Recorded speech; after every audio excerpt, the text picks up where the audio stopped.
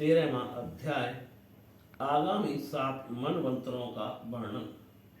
श्री सुखदेव जी कहते हैं, परीक्षित, विश्ववान के पुत्र यशस्वी श्राद्ध देव की 7वें व्यवस्थ मनु हैं। यह वर्तमान मनवंतर ही उनका कार्यकाल है। उनकी संतान का वर्णन मैं करता हूँ। व्यवस्थ मनु के 10 पुत्र हैं, इक्ष्वाकु, नवग, धृष्ट, सर्याट, नरिश्रंते, नाभाग, दृष्ट, करुषु, प्रसब्ध और वसुमान।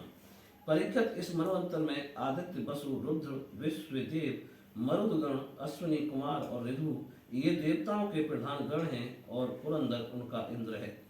कश्यप, अत्रि, वशिष्ठ, विश्वामित्र, गौतम, जगदग्नि, भरद्वाज ये सप्तऋषि हैं। इस मनवंतर में भी कश्यप की पत्नी अदिति के गर्भ से आदित्यों के भाई वामन के रूप में भगवान विष्णु ने अवतार ग्रहण किया था। परीक्षित, इस प्रकार मैंने संक्षेप से तुम्हें 7 मनवंतरों का वर्णन सुनाया। अब भगवान की शक्ति से युक्त अगले आने वाले 7 मनवंतरों का वर्णन करता हूँ। परीक्षित, ये तो मैं तुम्हें पहले 6ठे स्कंद में बता चुका हूँ कि विश्ववान भगवान सूर्य की 2 पत्नियां थीं, संध्या और छाया। ये दोनों ही विश्वकर्मा की पुत्री थीं। कुछ लोग ऐसा कहते हैं कि उनकी एक तीसरी पत्नी बड़वा भी थी।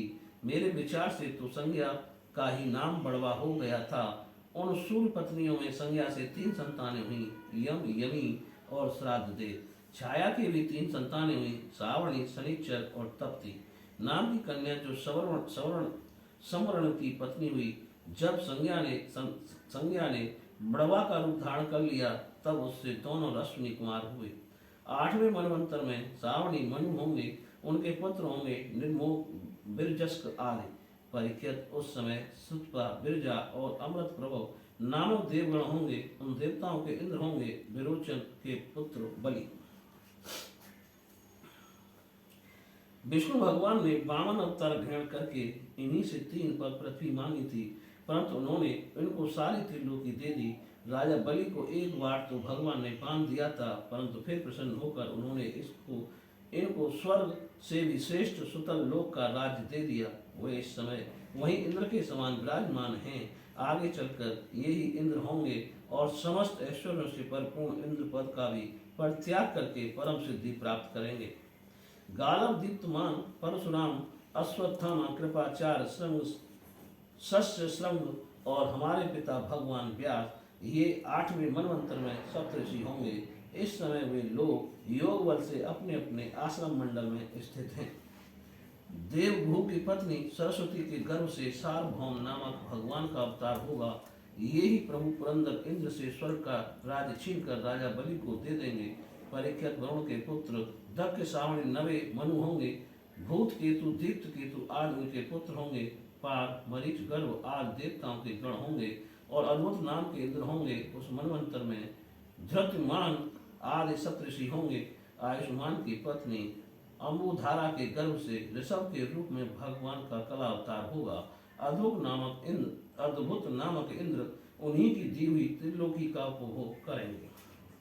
10वें मनु होंगे, उपश्लोक के पुत्र ब्रह्म, सावणी, उनमें समस्त सद्गुण निवास करेंगे। भूरसेन आदि उनके पुत्र होंगे और हविष्मान, सुकृति, सत्य, जय, मूर्ति और सप्तऋषि, सुवासन, विरुद्ध आदि देवताओं के गण होंगे और इंद्र होंगे शंभु। विश्व सज की पत्नी भिषुष के गर्भ से भगवान विश्वक्सेन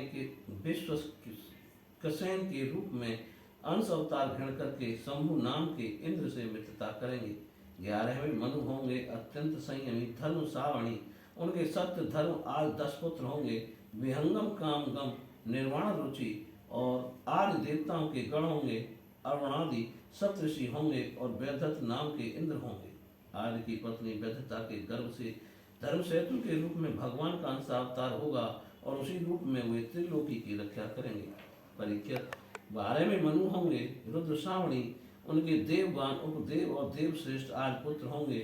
उस मनवंतर में ऋतुधामा नामक इंद्र होंगे और हरित आदि देवगण, तपोमूर्ति, तपस्वी, अग्निध्रक आदि सप्तऋषि होंगे। सत्यसहा की पत्नी सुरनता के गर्भ से स्वधाम के रूप में भगवान का अंश अवतार होगा और उसी रूप में भगवान उस मनवंतर का पालन करेंगे। 13वें मनु होंगे परम जितेंद्रिय देव सावणी। चित्रसेन विचित्र आदि उनके पुत्र होंगे। सुकर्म और सुत्रांग आदि देवगण होंगे तथा इंद्र का नाम होगा दिवस्पति। उस समय निर्मोक और तत्वदर्श आदि सप्तऋषि होंगे। देवहोत्र की पत्नी बृहति के गर्भ से योगेश्वर के रूप में भगवान का अंशावतार होगा। उसी रूप में भगवान देवस्पति को इंद्र पद देंगे। महाराज 14वें मनु होंगे इंद्र सावणी उरु गंभीर बुद्धि आदि उनके पुत्र होंगे। उस समय पवित्र चाक्यु और देवगण होंगे और इंद्र का नाम होगा शुचि। अग्नि बाहु शुचि शुद्ध और मागध आदि सप्तऋषि होंगे। उस समय सत्रायण की पत्नी बेताना के गर्भ से बृहद भानु के रूप में भगवान अवतार ग्रहण करेंगे तथा कर्म कांड का विस्तार करेंगे। परीक्षित, ये 14 मनवंतर भूत वर्तमान और भविष्य तीनों ही काल में चलते रहते हैं। इन्हीं के द्वारा एक सहस्त्र चतुर्युगी वाले कल्प के समय की गणना की जाती है। बोलिए श्री कृष्ण भगवान की जय।